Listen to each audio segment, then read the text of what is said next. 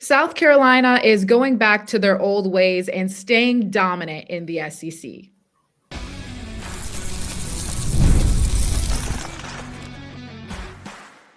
You are Locked On Women's Basketball, your daily podcast on women's basketball. Part of the Locked On Podcast Network, your team every day. Hello, everyone, and welcome to Locked On Women's Basketball, your number one sports podcast network, free on YouTube and wherever you get your podcasts. I'm here with Golden State Valkyries analyst Sophia Jones. I'm Kalia Butler, the sideline reporter for the Chicago Sky, and today's episode is sponsored by FanDuel. The winter games are on, and there's no better way to follow them than to bet on FanDuel. FanDuel, play your game. I was actually just watching the Winter Olympics yesterday. I was watching curling and the skiing. All of that is so fascinating to me because I know if I were to do any of those sports, I would hurt myself in any way, shape, or form. Just me and winter sports don't get along super well. I know. I feel like Summer Olympics, it's like, how fast can you run? How far can you jump? Winter, how much are you willing to risk? How much are you willing to jump? But it's like a 100-foot plummet.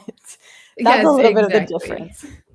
I think the one that hurt the most was seeing Lindsey Vonn go out, especially after coming back from her ACL tear. Obviously, she was still dealing with that, but hopefully she is doing well. But anyway, really give credit to everybody in the Winter Olympics because that is a different level of danger that you are putting yourself in. But on the topic of women's basketball, to page or not to page, we're going to get into UConn, what their conference schedule looks like in terms of, is this good for them? Is it not good for them? And also, does this team look better with or without Paige Bueckers on it? Don't yell at me just yet. We're also going to get into some unrivaled trades that happened. Sophia and I were yapping about it, of just how all of this could possibly look for these teams. And honestly, the trades are looking pretty solid. We'll fill you in on that. But first, we have to go back to who runs the South. And it's looking like South Carolina. Number 3, South Carolina went up against number 19, Tennessee this past weekend, happened yesterday, and they won 93-50.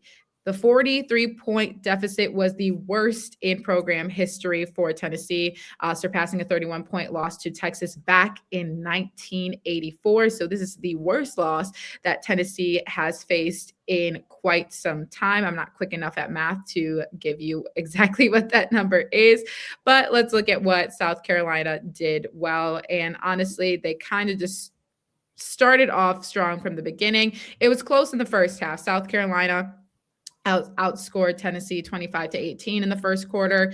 And then the numbers start to drop significantly. A lot of that due to some of South Carolina's zone defense that they were in for quite some time. But it was 22-14 in the second quarter. But then in the third and fourth quarter, South Carolina only allowed Tennessee to score 9 points in each of those quarters. And the game was just over with at that point. Yeah, it was a traditional South Carolina defensive performance that we're used to seeing, just in a different form when they throw in that zone. But they held Tennessee to only 28% shooting from the field.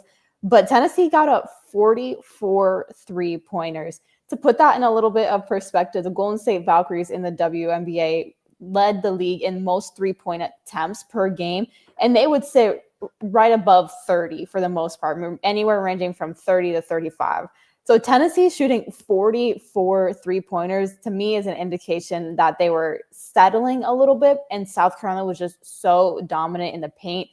When you break out the zone, it's to protect that area of the floor and dare the other team to break them out of it with perimeter shooting, and Tennessee just did not do that. That's exactly the point that Dawn Staley was making afterwards in the postgame presser too, because people were asking, we've never seen you play that much zone before. And she said this is the most zone that she has had her team play in all of her years of coaching. She is not stubborn enough to not go with what works. It was her phrasing, and she thought the zone worked, and she continued doing so. And you're exactly right. Tennessee was not shooting South Carolina out of the zone, so there was no point in changing that zone look, especially if they're only scoring 9 points in the third quarter and then another 9 points in the fourth quarter. You might as well just sit in that zone for the entire second half. You don't have to switch up any defensive look for them. But I think what stood out most was just how balanced South Carolina looked. And this is when we've seen them be at their best. Tania Latson, 21 points. Joyce Edwards, 20 points. Talaysia Cooper, 17 points. And realistically, the list goes on. Those were just the top three of the day. But not Joyce Edwards. She was obviously leading the pack for them. But Tessa Johnson, that's who else I wanted to highlight. She had a perfect shooting night. She scored 24 points, 4-4 shooting from the field. She had 2 threes. She made all 4 of her free throws. If Tessa Johnson isn't missing, that's also a good indication that you guys are in for a rough night. Exactly. And she's the main perimeter threat that South Carolina has. So she's what helps to keep the defense honest, stretch them out, and pull them away from the paint. And she did her job because the paint for sure opened for South Carolina. They scored 54 points in the interior, combination of just in the half court, but also you throw in the 28 fast break points that they're just getting layups at the rim. That's the South Carolina that we're used to seeing. And it was interesting for the other side for Tennessee post-game. Head coach Kim Caldwell was really not happy with this game by any means. A quote from her, "A lot of quit in us tonight," and that's been something that's been consistent with our team. We're not comfortable when things don't go our way. I have a team that just quits on you. Not the most common thing that we would see from a coach, especially Coach Caldwell. I feel like we've never really seen her have a reaction like this from a game. So not sure necessarily what is going on in the locker rooms of Tennessee, practice, whatever the case may be. But when you have a back-to-back blowout losses as a number 19 ranked team going up against the UConn, then going up against South Carolina, there has to be a certain level of frustration that comes with that. Definitely. And in between those two games, they beat Georgia, but it was an overtime game again. So I think Coach Caldwell is probably frustrated. Like you said, with her group, the players themselves are most likely frustrated with everything. But those are definitely some comments to say post-game. And I think you're also riding on the emotion of this being your worst loss in program history. That's not an asterisk that you want to have next to your name.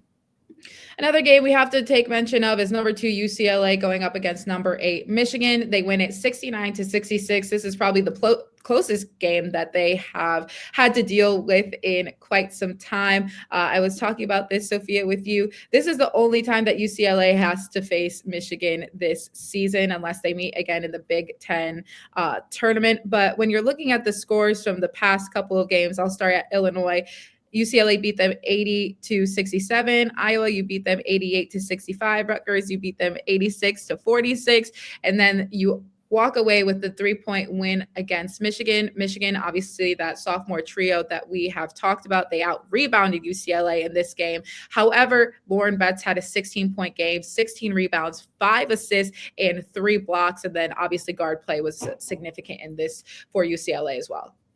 Yeah, whenever Lauren Betts got it down low, Michigan didn't have that much of a response to her. They were throwing 3 people at her at the same time. But what I've noticed with Lauren Betts, she's getting more decisive in her movements when she catches the ball. She feels when that help is coming over and if she's just going to go straight up or kick it out. That's where you're starting to see this assist number go up a little bit with those 5 last game. But the guard play, like you mentioned, really helped. Kiki Rice was huge down the stretch, knocking down her free throws especially. She was 8 of 9 for the game, added in those 20 points, also throwing in 2 steals. But Michigan, they continue to just make these late game pushes. Yeah, Sunday's win marks UCLA's first win this season in a game, which the Bruins scored fewer than 70 points. So Michigan late game push, but also late game execution on the defensive end as well. So honestly, a really good game within the Big Ten, who we've seen UCLA just be dominant in. They have to go up against number 12 Michigan State on Wednesday. So excited to see what the outcome of that one is. They're playing those back-to-back Michigan teams. But coming up after this, we have to update you on some trades that are going on within Unrivaled.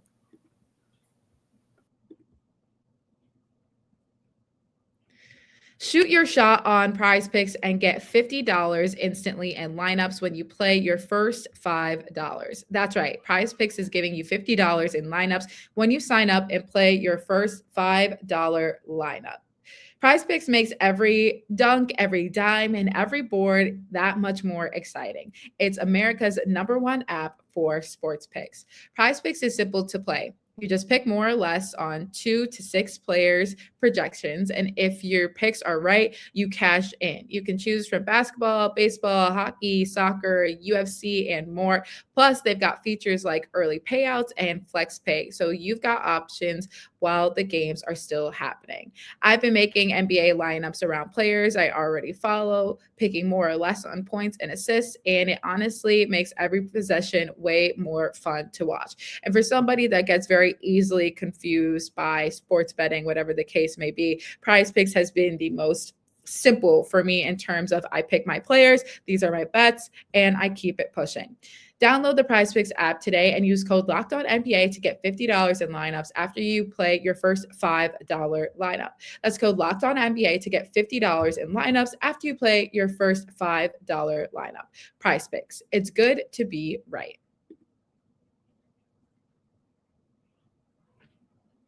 I don't like paying rent, and I bet you don't either. I live in Chicago, and every single year it just starts to skyrocket even more. But with Bilt, it makes it a little bit better. Bilt is the loyalty program for renters that rewards you monthly with points and exclusive benefits in your neighborhood. Let me explain. With Bilt, every rent payment earns you points that can be used towards flights, hotels, Lyft rides, Amazon.com purchases, and just so much more. And here's something I'm really excited about. This month in February, Bilt members can earn points on mortgage payments for the first time. So you'll be able to get rewarded wherever you live and unlock exclusive benefits from more than 45,000 restaurants, fitness studios, pharmacies, and other neighborhood partners. Personally, I would like to redeem some of my points for Amazon because I constantly keep adding to my cart, then I'll take it out, then I'll put it back in. Realistically, I just want to earn some points from constantly adding to my Amazon cart. So make sure that you are utilizing our code, join the loyalty program for renters at joinbilt.com/lockedonwomen. That's joinbilt.com/lockedonwomen. Make sure to use our URL so that they know we sent you.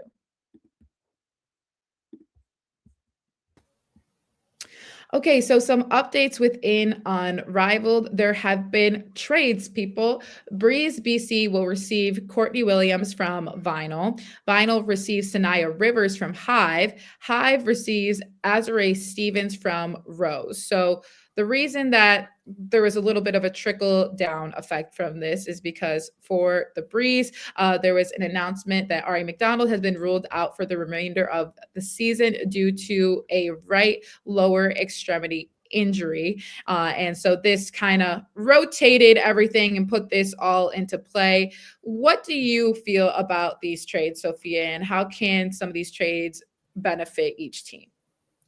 Well, for Breeze initially getting Courtney Williams, I think that is a really smart move because Breeze, with them losing Ari McDonald, you lose another person in the backcourt, another ball handler. And so you bring in Courtney Williams.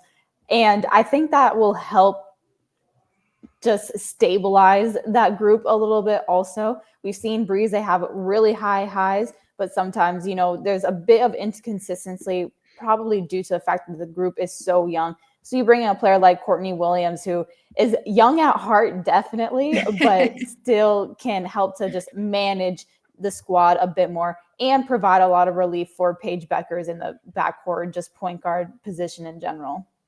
Yeah, I think that's exactly the benefit of having Courtney Williams. Obviously, we've seen the impact of her on the links between her and Natisha Heidemann. Having her as a replacement for McDonald, essentially, to kind of have that point guard rotation in for you, like you mentioned, so it necessarily isn't always up to Paige. She can move a little bit more freely off ball, but I also think they need a little bit more veteran leadership on the team too. I mean, when you're looking at the lineup between Paige Beckers, who honestly plays like a vet, but still, Rakia Jackson, Dominique Malunga, Kate Martin, Cameron Brink, Ari McDonald obviously was there as more of a veteran play, but still very young with herself. Courtney Williams, young too, but she has experienced a lot in terms of playing with the Lynx, obviously how dominant they are within the WNBA, transferring that over. I just feel like whenever you have this sort of veteran on your team, it kind of just starts to put things in the right place, because as young and turn as she can be herself, I think she also knows how to get down to business. And I think she's a really good addition to this roster. 100%. You don't help lead your team like the Minnesota Lynx to back-to-back WNBA finals at the point guard position by just doing whatever your heart desires. And so I think Courtney Williams will be a really solid addition. But one of the things that we both noticed with this trade is, so Breeze gets Courtney from Vinyl, then Vinyl fills that void getting Sanaya Rivers from Hive. Hive fills that void getting Azare Stevens from Rose. However, there's just a gap now with that Rose BC group. Azare Stevens hasn't played in the last 2 games for Rose also. She's so out for a week. She was out last game due to a right lower extremity injury, but they had Haley Jones from the developmental pool fill that spot. I'll be curious to see if they decide to just keep Haley Jones on the roster or if there's potentially another move that could be made. Yeah, that you bring up a good point, because that was our biggest question mark too. Where like, honestly, a lot of these trades look good, but where do the Rose kind of benefit in this, instead of like just kind of like, oh, is Stevens hurt already? We'll just push her on to another team. Obviously, the Rose are in a decent position in terms of the caliber of players that they have. You do obviously lose a little bit of that front court. You still have Shakira Austin though, but you are losing a little bit of size. Haley Jones still kind of undersized, especially when you're thinking in comparison to supplementing with Stevens. This could give them an opportunity to play even faster though, even though Azare Stevens also can play fast. She's just a really tough player to lose from your roster, in my opinion. But I do like the addition of switching over a little bit for the Hive receiving Sanaya Rivers. I think that is a good transition for them. Sanaya Rivers, I think, is one of those players that is just continuing to evolve. And I like that she's going to be with Sonia Citron, as well as obviously Natisha Heidemann, but also Kelsey Mitchell. I think this is going to be a group that she can really learn from, and also utilizing her length and size to their advantage, because she's done really well defensively, and then she can obviously present another scoring threat. So these trades have looked pretty well-rounded once we're not looking towards the Stevens part. Yeah, I think for Sanaya Rivers, she's making that move to Vinyl, but that's an interesting one because that puts a lot of pressure on Erica Wheeler now, I think, to be the primary point guard. Before it was Wheeler and then Courtney. But so maybe Sanaya Rivers will have more an opportunity to get some more ball handling under her belt. But it's funny. I'm just looking at the website right now for Unrivaled. Everyone is in their jerseys for the headshot. And then Sanaya Rivers, it looks like a cutout from like an Instagram post. But I think they did my girl wrong. Exactly. But I think it'll be a good opportunity. Vinyl, they have definitely proven to win some games. But I think for Hive getting Azare Stevens, that definitely boosts them because you lose Sanaya Rivers, but you get a little bit more height. Azare Stevens, she can stretch the floor. She offers a little bit more size in your front court. She can handle the ball, also put it on the floor. So again, all these trades are really interesting. There's just that gap being left with Rose that is perplexing. Yeah, we will see. I'm not really sure how their trade deadlines work when it comes to this, but we will see if they make any switch arounds for Rose after losing Azrae. But taking a quick look at the standings, as of right now, the Laces are in the lead. They have an 8-2 record. Then it comes down to the Phantom, who are 7-3, Mist 6-4, Breeze, who are 5-5. The Rose are also 5-5, Vinyl 4-6, Hive 3-7, and then the Lunar Owls are 2-8. Maybe they will make some trades of their own to boost them up this season, or they'll just continue going with the vibes and see what they can do. But coming up after this, we're going to get into our UConn chat and what it means to be a Husky, truly.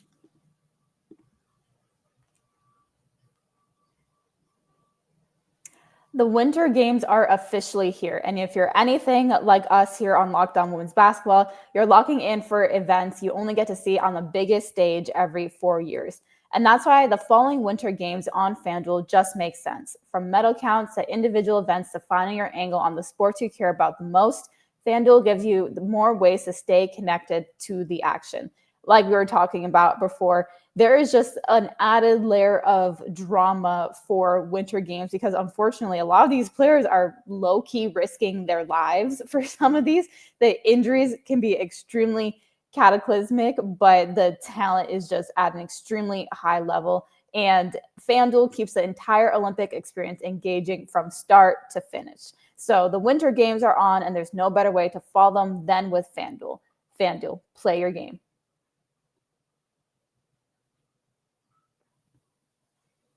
Hiring isn't just about finding someone willing to take the job. It's about finding the right person with the right background who can actually help your business move forward. And if you want candidates who match what you're looking for, Indeed sponsored jobs is the move. Because instead of hoping the right person stumbles across your posts, Indeed helps you match with quality candidates by boosting your job listing to people who fit your specific criteria, like skills, certifications, and locations. We all know that people we'll say exaggerate a little bit, maybe on their social media profiles or their resumes, cover letters, any of it. But Indeed really helps you narrow down all of that. And here's a stat that says it all. In the minute I've been talking to you, companies like yours made 27 hires on Indeed, according to Indeed data worldwide. So if you're hiring, spend less time searching and more time interviewing candidates who check all your boxes with Indeed sponsored jobs. Listeners of this show will get a $75 sponsored job credit to help get your job the premium status it deserves at Indeed.com/podcast. That's Indeed.com/podcast. Terms and conditions apply. Hiring, do it the right way with Indeed.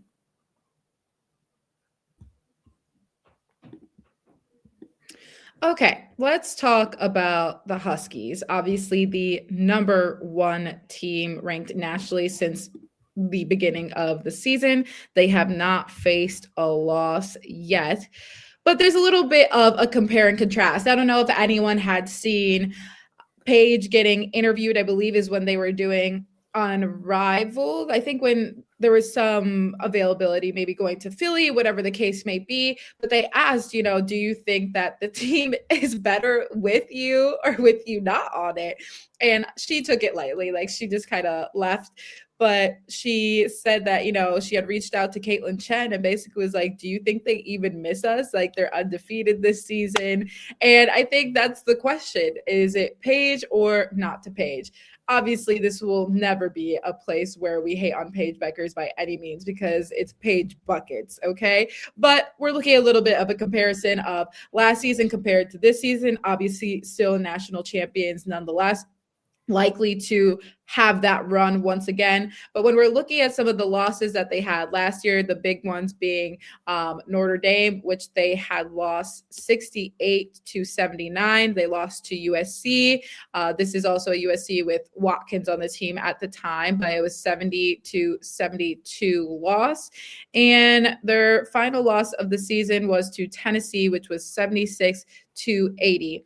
They have avenged all of those losses this year, beating every team that I just mentioned.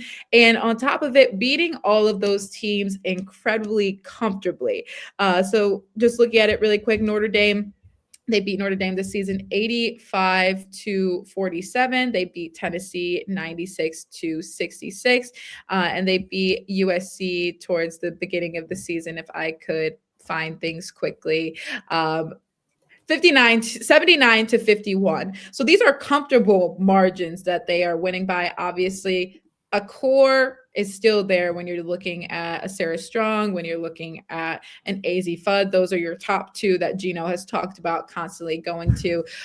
So, Sophia, in your opinion, what does this team look like with Paige? What does this team look like without Paige? It's so difficult to tell, honestly, because in those 3 losses that UConn suffered last year also, Notre Dame at that time ranked number 8, USC at the time number 7, and Tennessee number 19, which pretty comparative actually to where they are at now. But when you look at some of the wins versus losses, I think this point in the year, UConn this year is better than last year. But I say specifically in this point of the season, because I don't think it was until that the Huskies went to South Carolina and demolished the Gamecocks on their home floor that you really saw that shift in the group. And they cruised pretty much the entire NCAA tournament actually to get that win.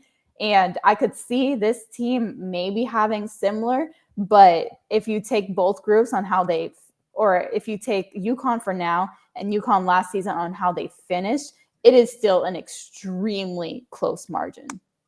100%. And let's take a look at their, let's say, conference and schedule too. Obviously, there is some pushback when it comes to the conference that they are in. They're not getting a ton of real competition, let's say. The Big East hasn't been overly notable in a little while now. And some could say, arguably, that it's easy to be elite when you're going up against mediocre teams. However, UConn is an anomaly because then they go and beat Tennessee, then they go and beat Notre Dame. And again, those comfortable cushions of defeat as well, where they're not losing anything by playing in the Big East, because then they come out when they need to most. They beat all the ranked teams. They have stayed number 1 for the entire season, and they'll go into March Madness and likely dominate again unless somebody can really upset them. But with the role that you're on, and specifically what you said, Sophia, how they are playing at this point in the season, it's really difficult for them to not continue this trend. Exactly. And they've still had their solid number of tests out of conference. They played a handful of ranked opponents, and same thing, handled them pretty swiftly. The closest game that they faced all season was that 3-point win over Michigan.